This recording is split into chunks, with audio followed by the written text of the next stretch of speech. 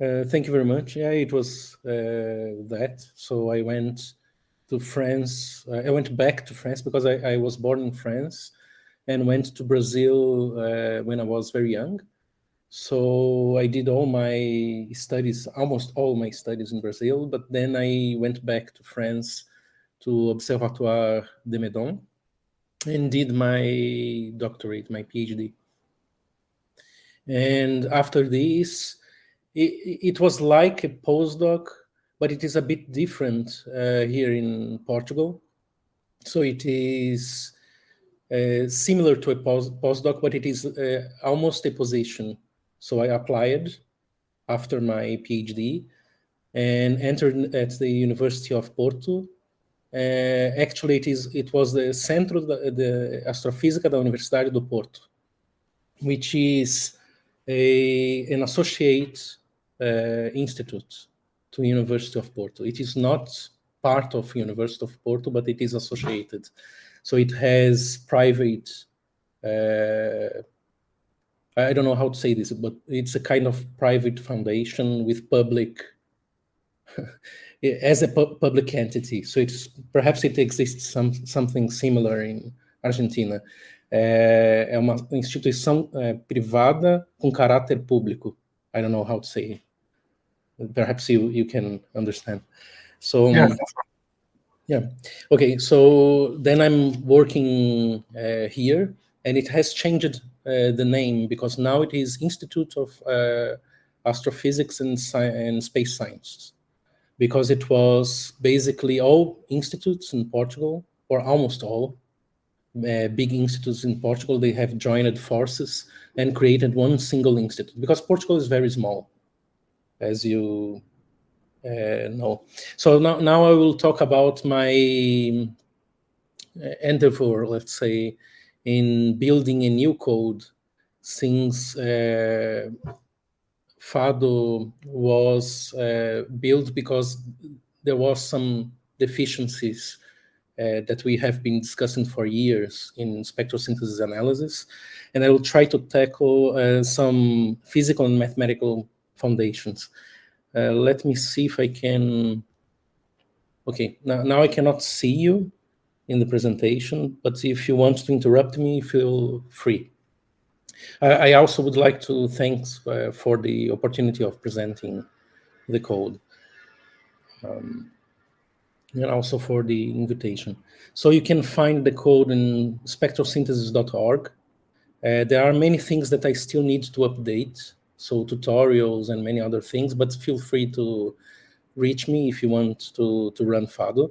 I also will put some things on GitHub.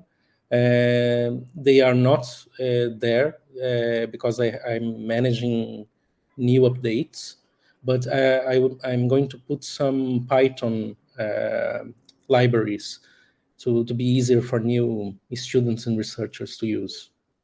So and it has all these backgrounds from FCT, Califa, Instituto de Astrofísica, Ciências do Espaço, ISO. So many agencies have funded FADO, and also researchers and collaborators have helped. So the idea is to show you here an overview of the physical and mathematical concepts. Then the motivation behind a new code, because there are so many set-fitting codes and spectral synthesis codes that exist on the market. Why to do a new one? And also some simulations, because okay, you can have a very beautiful idea, a very beautiful motivation, but if you apply to galaxies and you cannot retrieve the star formation histories, which is the main objective of spectral synthesis codes, then you gain nothing of doing a new code.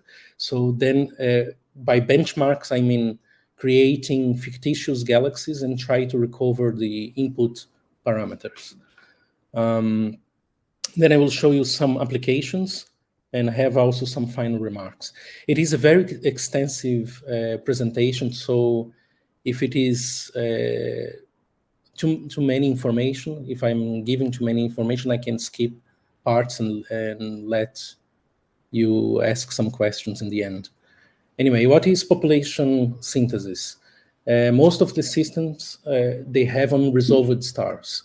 So ideally, in order to build the star formation history of a galaxy, you should look individually each star that was produced as a function of time, was created as a function of time in a given galaxy. But you cannot really measure these because the stars die, and you lose a little bit the track of some of these stars, for example, the ones that become a supernova.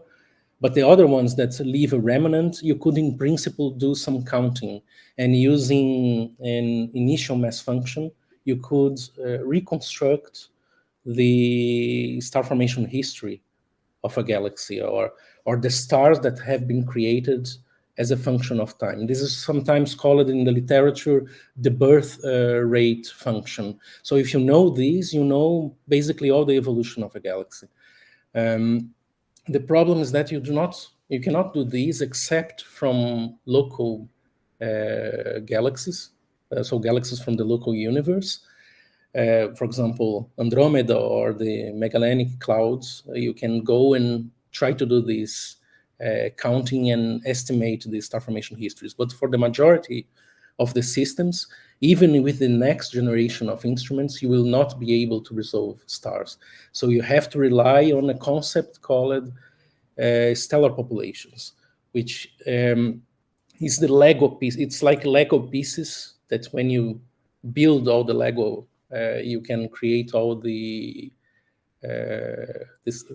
galaxy.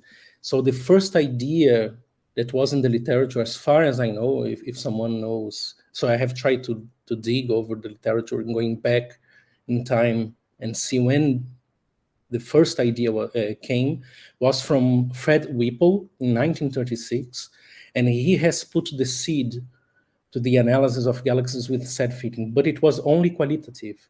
So he was comparing galaxies that were dominated by K stars or dominated by M stars or by O and B stars. And then he was basically saying that, oh, this spiral galaxy is like an O and B star, or a bunch of O and B stars, and so on. Elliptical galaxies like K stars, or dominated by K stars, M stars. And then this was the first idea that came in the literature qualitatively about colors, spectra of external galaxies dominated by certain groups of stars. And what is the idea behind population synthesis? It's like paleontology. So you go and see the fossil records, and then you try to reconstruct how it was in the past, so the star formation history. So basically, and one thing that is very interesting is because the timescales for the paleontology and fossil records are the same kind of timescales for the generation of stars. So you have, for example, things in the Cenozoic period of millions of years ago. Then you go to the Mesozoic period, you have something like billion years, and then in the Paleozoic era, more than 2.5 billion years ago. So you have almost the same kind of time scale. So you have a very good analogy. So that's why this is also called galaxy paleontology sometimes by some authors. So you have these old stars, they have billions of years, intermediate, they live billions of years, intermediate stars, and also young stars, millions of years. So you have this very good analogy. And then you can see the evolution of the stellar populations, or simple stellar populations as we use for modeling galaxies, that they get dimmer. So if we go and look one of the metallicities, for example, because a simple stellar population, it was born, these were stars that were born with a single metallicity from a given cloud, and then they evolve and go and get dim and redder at the same time. So this is what we can see here. So the youngest ones, they are on the top. Look that here we are plotting the log of luminosity as a function of wavelength in the optical. So it is a bit different in the UV and also in the infrared. So focusing on the optical, this is one thing that I forgot to mention. Population synthesis and spectral synthesis usually was developed in the optical because the majority of the observations of spectra were in the optical. Now we are moving to UV and infrared progressively, and then we need new models. There are other things that happen in these other wavelength ranges. But anyway, then youngest, they are very blue and luminous because of O and B stars that dominate the luminosity of stellar populations. And then when the stars starts to die, the spectra gets dimmer and redder.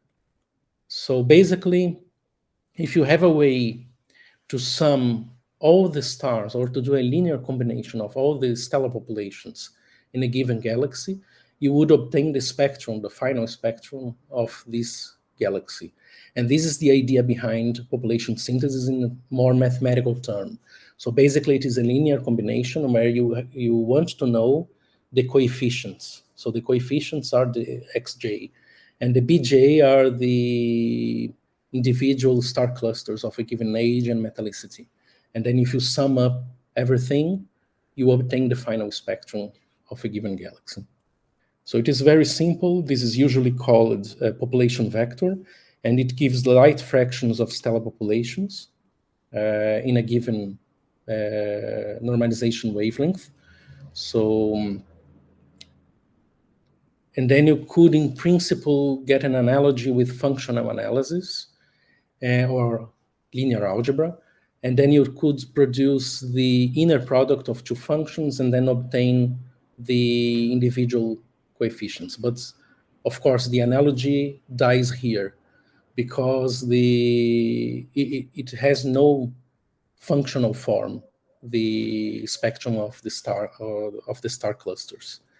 Anyway, but in principle, if you could do this, you could obtain the coefficients. So we have to obtain it in a different manner, the coefficients for the star formation history. This is also called the star formation history. So the light fractions of each one of the stellar populations that contribute to a given spectrum observed of a galaxy. So, okay. But as I said, the analogy dies here because we cannot do linear algebra of things that do not have really a functional form. Then we have to use some kind of optimization search. And usually the optimization search uses MCMC or genetic algorithm or something even more elaborated. But the problem is CPU time, because you have to search over many coefficients, because you have many stellar populations that can contribute with different ages and different metallicities.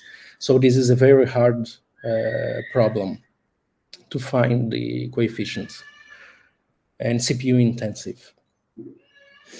Anyway, and also one extra thing is that the sum of the coefficients, they need to be equal 1, of course, because you have 100%, so it's normalized. You have 100% of stars, and they cannot be individually less than 0. So they cannot be negative, because you cannot have a negative contribution of a stellar population.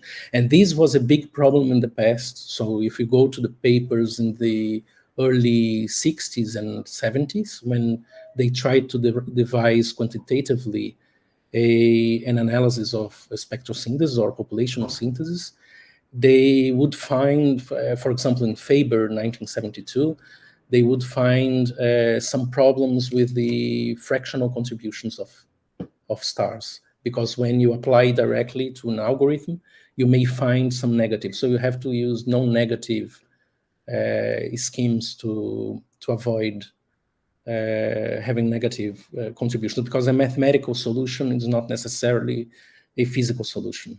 as you all may know. So anyway, an extra thing that we need to add for the analysis is dust. So dust completely changes the shape of the spectrum. Usually, this is modeled using a uniform dust screen. So the attenuation term main assumption is like this in the equation. So you have to add in the linear combination a uniform dust screen. You may have, and this has been already discussed many times in the literature, differential extinction. So for example, young stars probably suffer more extinction than old stars because they lie in birth clouds. Birth clouds have more gas and dust, so they probably are more extincted. But also uniform dust screen is not necessarily true, because you can have a dust screen on front of your source, and not necessarily this is what happens. You may have something mixed. So the gas and dust is mixed within the stars. So this gives a completely different prediction for attenuation. And there is actually one review by Daniela Calzetti from 2000, I think, that is very good on this, that talks about the different outputs if you assume a uniform dust screen or something mixed or something with holes, for example, then you will get something different. But this is the main assumption in population synthesis codes, because this facilitates, and also due to the CPU intensive coding, we have to use something simple. On top of this, we also need to add kinematics. So we need to add an extra mathematical term, which is a kind of convolutional kernel that takes into account the distribution, the velocity distribution of stars within a galaxy. Because what will happen is a broadening effect.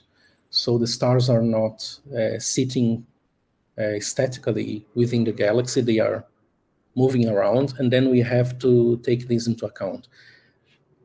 So usually this is the final equation used for population synthesis codes.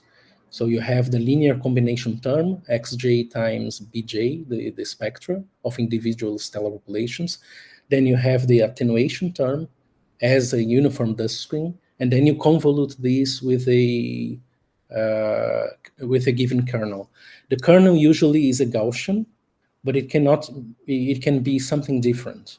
So you can have a Gauss-Hermite expansion, so take into account some distortions from a Gaussian, or you can have even other things that you may use from dynamics.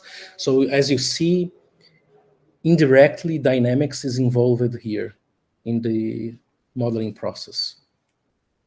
Okay, so when we obtain the final equation, we just try to produce a fit. But this is usually a purely stellar fit. And as you can see here, it works very well. So we have on the left panel the flux of a given galaxy, the observed one in orange, and the model in light blue. The other curves I will talk later, but what's important is the model in light blue that is very good and can fit very well the observed orange. But we do see something popping up, which are emission lines. And the emission lines, they are completely neglected in population synthesis codes, or they were actually by the time FADO was being produced. So they are not being modeled. They were being measured in the final spectrum. So usually you would produce a final fit like this, remove the best fit from the observed one, and then measure the emission lines from the residual spectrum, which is the observed minus the continuum from the fit. But it was not modeled self-consistently. That's the point. So it was not an ingredient of the model, as you can see from the equation. So then what to do? You have to mask these lines prior to fitting. So you have to remove them because they cannot be modeled by purely stellar continuum, because you only have a continuum absorption features in the stellar atmospheres. So you need some kind of model for modeling the gas, and this was not really taken into account. This is a code that is called remove young. That's why it separates in 3 different components: young, intermediate, and node. So what you can see here below the light blue feet, where the dark blue, green, and red are the individual stellar populations of until 30 million years, 500 million years, and 5 giga-years. So these are the individual 3 components. Because as you can see, we fit here with a lot of components. So I think these are 100 stellar populations. But then you cannot rely on the individual fits because they are degenerate. What it means by degenerate, you can have multiple solutions for the same problem. So if I run multiple times with different seeds in a given computer, different seeds means different random numbers, then I will get slightly different solutions because it is degenerate. And it is degenerate because of the wavelength range that is being fit here in the optical. So, and it is dependent on the wavelength range. So if I use a broader wavelength range or shorter wavelength range, I will get different results. And this is not really quantified in the literature because, as you can see, there are infinite number of possibilities. So it is very difficult to produce a paper and to produce a quantification of these. But also the intrinsic properties of the stellar populations are very similar to each other. And then you have also a degenerate fit because joining with sine or noise, joining with noise, you cannot distinguish very close by stellar populations. So usually what they do is a condensed vector. That's why I'm showing this. But there is one big problem. As you can see, I'm not fitting here the gas emission. So I'm taking into account dust attenuation, but I'm not fitting gas emission. So this is the main motivation behind FADO. Actually, the main motivation behind FADO is to model all possible components in a given galaxy. So dust re-emission as well in the infrared. But since we are dealing most of the time, we were dealing in the optical, then we are only working now with an extension of FADO for dust re-emission. But dust re-emission, emission of gas, etc., should be taken into account. Also, AGN emission. So if you have a different source that is not stellar, then we also need to take this into account. And usually, old population synthesis codes, they do have an AGN to take into account, but they are modeled as a power law. And usually the index is fixed. So no one tells us that the index, the spectral index, should be fixed for a given galaxy. So it is very complicated, but we are working on an extension of FADO as well for that. So basically, what we have is in the first case is a sum of stellar populations in order to model, but this doesn't model precisely the spectrum of a given galaxy. And then in the bottom part, it would be something like the stellar populations plus gas to be modeled at least in the optical parts. So now I have a problem here in my slide, but anyway. So what to do? Usually you have also an unseen component that is called the nebular continuum that also contributes or may contribute to the continuum itself. So the continuum is assumed in the pure population synthesis codes, that is only made of a linear combination of stellar populations, but you also have an unseen nebular continuum. And this is something that has also motivated us to build a new code. Here you can see the main prominent emission lines that you can find in a typical star-forming galaxy. So basically, we have to modify the equation, the previous equation that I was showing, and then include the nebular part. So the nebular part is made of nebular continuum, but also nebular lines. So both have to be added to the final equation. And then we need to have some kind of recipes for that. So this was the main motivation behind building a new code. It was also in the context of IFU spectroscopy, because for IFU spectroscopy, for example, for modeling Muse data, we wanted to produce something for the next generation of instruments and to be processed very quickly. And the Starlight code, for example, was taking too long. And one of the ideas was to produce everything for the in one single pipeline, produce everything, measurement of lines, star formation histories, everything in one single pipeline and in just one run. Also, another thing was to think about the future on multi-objective fitting, because usually we have multiple data coming from different data sets. For example, photometric plus spectroscopic, and then we want to combine these. There is no single code up to this date, as far as I know. If someone knows in the audience, I would be happy to know, that fits without a kind of weighting factors that are driven by semi-empirical analysis, not automatically. So, and this can lead to biases in the production of the star formation histories.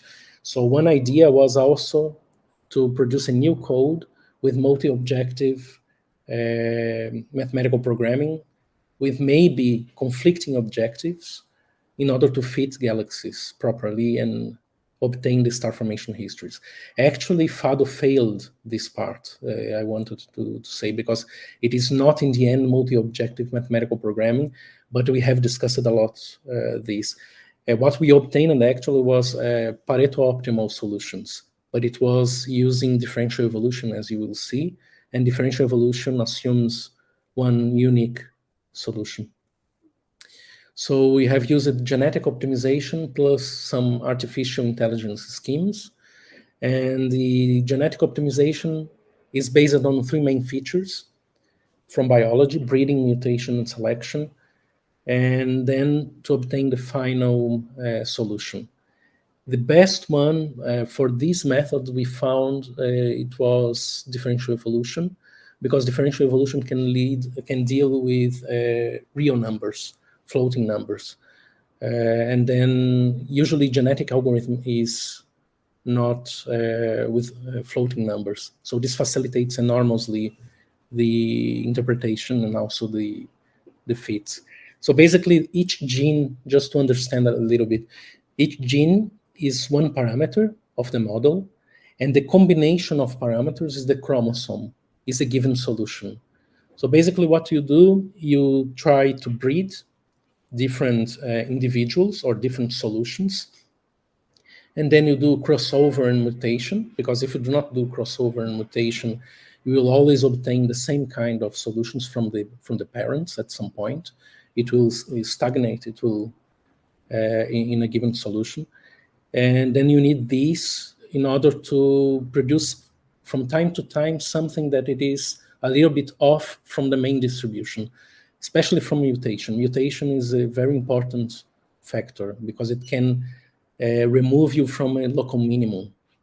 So in terms of optimization language, what we say is that we give a kick from the solution from a local minimum to other parts of the parameter space in order to search for other solutions. Otherwise, it would be locked inside the parameter in the local minimum. So basically, you have to iterate until the optimization doesn't change dramatically the final solution. So this is the idea of FADO. So basically, FADO in a nutshell, computation and inclusion of nebular continuum, also the population vector produces self-consistently observed line luminosities and equivalent width of lines, and there is an on-the-fly determination of the physical conditions of the ionized gas. So we have to determine what is the electronic temperature and also density in order to estimate the emission of this gas. It assumes for now a filling factor of 100%, which means that you do not have holes, or for example, you can imagine a galaxy or a given AG2 region, for example, that has holes in it. So then you could obtain a different result. For now, they are, we do not use this in the assumptions. But for the majority of the galaxies and also for integrated spectra of star-forming galaxies, it works very well. So the leakage, except from blue compact dwarfs or some very strange systems, we can safely assume that the leakage only happens locally and not globally. So for integrated spectrum, it works well. For IFU spectroscopy, it depends on the system, and we will need to have some care with that. And I will show you later. So there is an automatic pre-classification of the input spectrum. So if it is a star-forming galaxy or an AGN, so it is pre-classified, because it will not try to produce with the templates of stellar templates the AGN emission, for example, because it doesn't make sense. Anyway, and also it computes and storage all uncertainties for all primary byproducts of the synthesis, and also for all secondary products like mean stellar age, metallicity from the spectral feeds. Everything is stored in one single file, feeds file. So basically it is a kind of pipeline that produces everything. And then you have the pre-processing. The pre-processing, you will clean the spectrum. So FADO cleans. Of course, you need to do some kind of pre-cleaning, let's call, prior to the fitting. But also FADO tries to clip outliers and do some kind of cleaning of the spectrum in order to fit. Then you have a second step, which is the fitting. So the core routines of FADO are here. And the third part is the exportation of the results or the data products. So it's the fit, all the possible parameters from the fit, etc., and also the errors and emission lines, etc. So in order to check whether it works or not, we have to produce some mock galaxies or mock catalogs for the benchmarks. Why not applying this to real galaxies? The problem of applying to real galaxies is because it is a kind of ambiguous treatment, because we do not know a priori what are the input parameters for a real galaxy. So we do not have any control. So many people in the literature, this is also something that is good to point out. Many people in the literature, or many papers in the literature, they go and apply to observed surveys of galaxies. But the observed surveys of galaxies, how do you know what are the input parameters for this galaxy? So it's difficult to, okay, you can show that this code predicts a higher stellar mass than this other code, or a higher fraction of old stellar populations from this code than that code. You can show the differences between codes, but you cannot be sure which one is the best one. So the idea is to produce some kind of benchmark tests, like photoionization codes, where you have these benchmark tests in order to see whether it can reproduce simple galaxies. So we have started with the local universe for that. We have created different kinds of, so in the first paper, it was only constant in the burst star formation histories with 716 models, which means 716 different ages. So we can see here the time evolution for H delta, Lyman continuum, and also the equivalent width of H alpha for the burst and also the continuum. And the idea was to apply FADO and try to recover at least the mean stellar age, mean stellar metallicities, and other parameters like kinematics, etc., and extinction. So here's one example of a fit, for example. And it is a very difficult fit because, as you can see, you can see many high ionization lines in it. So a purely stellar code usually fails because it has many emission lines in it, or you need to carefully mask. If you look in the panel below, which are, well, the first panel in the left is the observed or the synthetic galaxy in orange, and the fit in light blue. It separates the components between stellar and nebular. The stellar is green and the nebular is red. So as you can see, nebular continuum can contribute a lot to the continuum of this galaxy. And in the bottom part, you can see the residual spectrum, which is the observed continuum, the observed minus the modeled continuum. And then the masked emission lines, they are automatically done by FADO, because FADO fits the emission lines on the fly. So it masks precisely. We do not need to create a general mask, which sometimes may depend on the full width half maximum of the line or the sigma of the line. So it will depend, and then we may lose or not include completely the line within the mask, and this can change a little bit the fits. Anyway, the idea here is just to show a comparative example using, for example, a purely stellar code.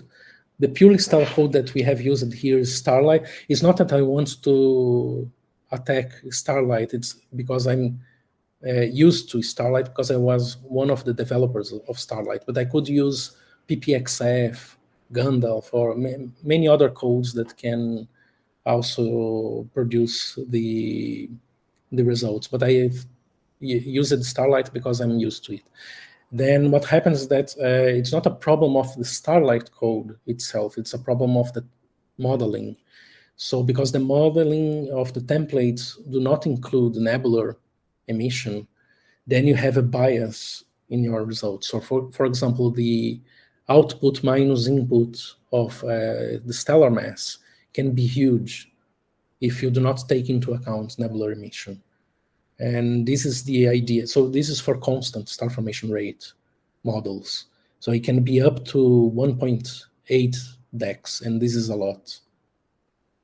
So here are other quantities that we can recover with FADO. So the stellar mass in the first panel, but also we have the mean stellar age in the second one, the mean stellar metallicity, etc. So everything is more or less within 0.2 dex. And this is similar to previous results. So for example, if you go to the early 2000s and the papers and then see the predictions by population synthesis codes, it is very similar, but there is one big difference here. All the models, they include nebular emission. So if you apply the same models to these other codes, they will not produce 0.1, 0.2 dex in error. It would be much larger, because here the models are much more realistic, because they include all the components, at least in the optical part of the spectrum. So these are other tests, benchmark tests, more elaborated, that were done by my previous, my ex-PhD student. So he included many different models. So you have also exponentially declining, so many other different models, but it is essentially the same. So the purely stellar codes can have a bias in the stellar masses, for example, up to 1.8 dex. But I'm not mentioning other quantities because it would be huge, the presentation. But other quantities also have very big errors. So it means that you usually overestimate the stellar mass when you do not include the nebular emission. And by nebular emission, I mean nebular continuum plus lines, because nebular continuum will contribute a lot if you have very young stellar populations ionizing the gas, because the gas will produce a high level of nebular continuum. So this is especially true for starburst galaxies, BCD galaxies, for example. This is very problematic if you model using purely stellar codes. And so you need to include this. But why this happens? It's a bit obvious, because if you are putting an extra emission that should be for a nebular continuum, but you are putting it into stellar emission, then you are increasing mass. It's basically like this, because you are assuming that your galaxy is only made of stellar populations, and it's not the emission. Then you are putting some extra emission into stellar population. So that's why you are increasing the final stellar mass in your predictions. Then we go to the second part for the intermediate universe. So this is more devoted to VLT moons spectra. So VLT moons spectra is very similar to SDSS spectra at redshift 2, more or less. They will encompass more or less the same range in the rest frame. But there is one part at redshift 2 that will encompass only the blue part of this spectrum. And this is difficult to model with population synthesis codes, because it produces some inconsistencies. So what we use for modeling and also for taking into account self-consistently the lines is a Lamarais 2010 classification diagram, because you cannot use, for example, BPT diagrams in order to classify these galaxies. We do not have the red lines of the spectrum usually used for the BPT, like age alpha and nitrogen 2 lines. So we have to rely on other classification schemes. So this was a tentative idea to implement in FADO and see whether it works. So we have generated the same kind of fictitious galaxies or simulated galaxies. I will not talk about these in very detail, but you can ask me how they were produced if you want to know. And then these are the, for example, the final solutions for the Deltalog T, which is the difference between the mean stellar age weighted by light, output minus input. And it is very good, with the exception of some models or with very low sign of noise. So if you have very low sign of noise, which will be typical actually for the VLT moons, because it will be like less than 5. So it will, a lot of spectra will be very difficult to model. But there is a kind of cutoff for the maximum stellar population age that can contribute at such redshifts. So we are safe because of that. So, and when we model also with FADO, we have to take into account the maximum age of the stellar populations that can contribute at that redshift, take into account the age of the universe. So this is also something that sometimes it's not taken properly in the literature. This is only one example, so just to show that it works. Okay, this is a simulation. It's an optimal case because we have an optimal sky subtraction, which will not necessarily be true because it's an infrared instrument, so it may have some residuals, etc., in the calibrated spectrum. But in the optimal case, it would work very well, the reconstruction of the star formation history for these galaxies. Now that it works on the benchmark tests, we can apply to real galaxies. And this was the idea, to apply to SDSS galaxies. So I will show you only extremely gas-contaminated systems, because I think this is the power of FADO. For the elliptical galaxies, or systems that have very low quantity of gas, usually they produce the similar result as other codes. So here is a BCD system, and you can see that it produces very good results for the fit, and also for the green pea galaxies. So the green pea from Amorim et al. 2012, for example. These are very complicated, difficult cases, but also produce very good result. Also, we can estimate the electronic temperature and electronic density, for example, very well. Just to show that these are some of the emission lines fit, so it's very good. The emission lines, they are fit on the fly in FADO. We have also applied to intermediate redshift galaxies from Legacy survey. Legacy is an ESO public spectroscopic survey from Venus in the multi-object mode, with several thousands of galaxies between redshifts 0.6 and 1.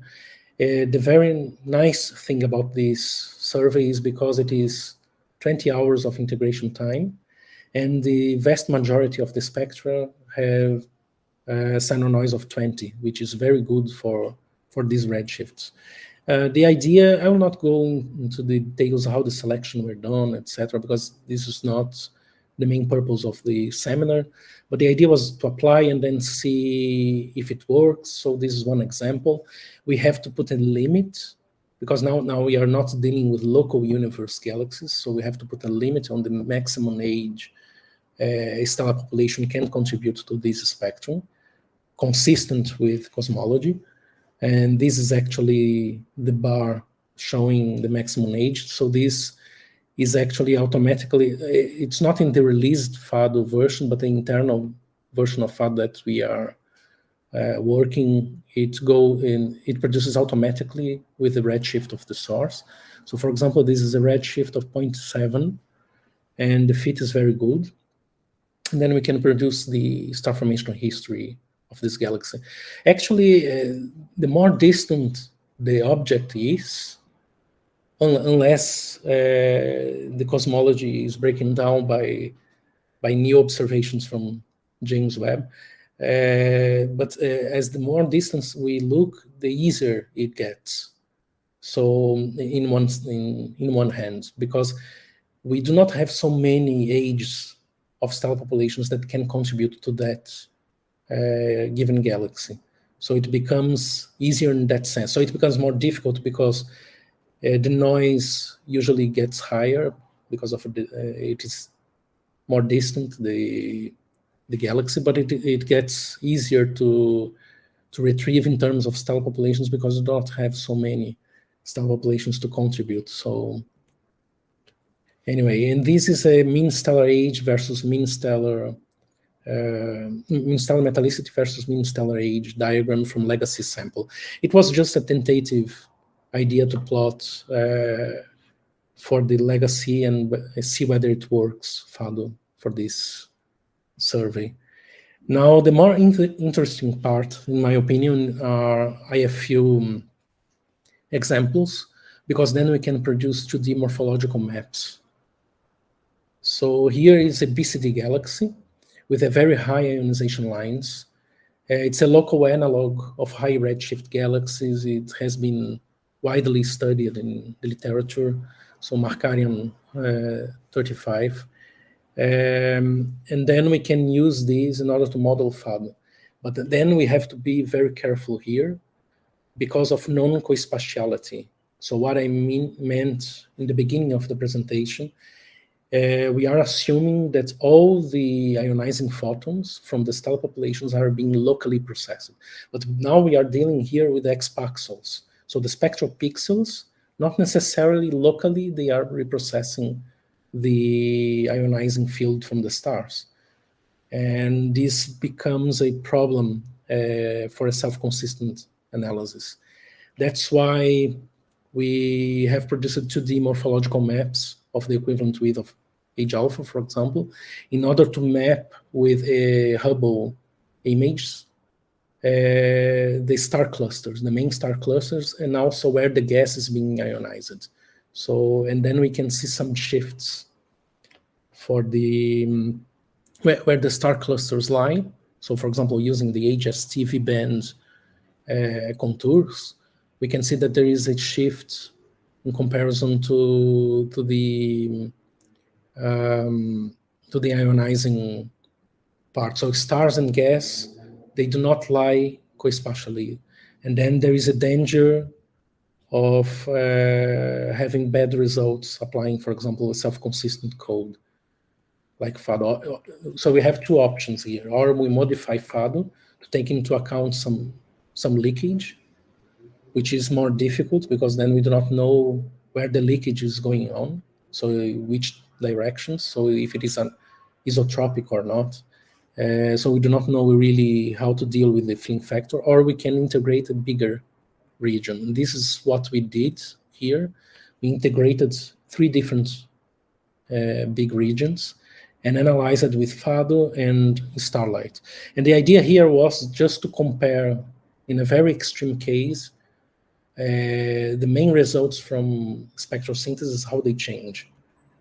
So here's just one example of the integrated spectrum from CALIPH in the region 3, for example.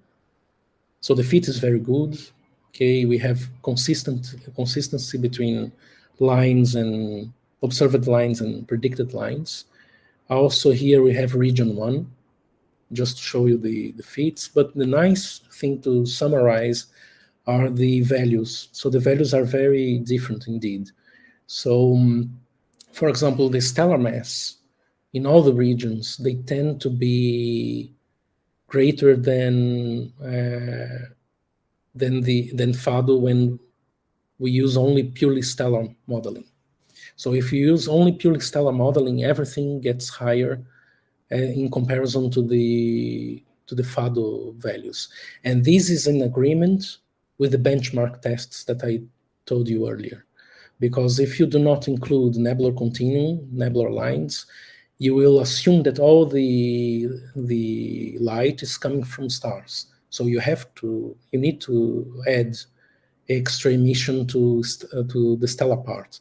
If you add extra stellar emission to the stellar part, you will increase inevitably the stellar mass, for example.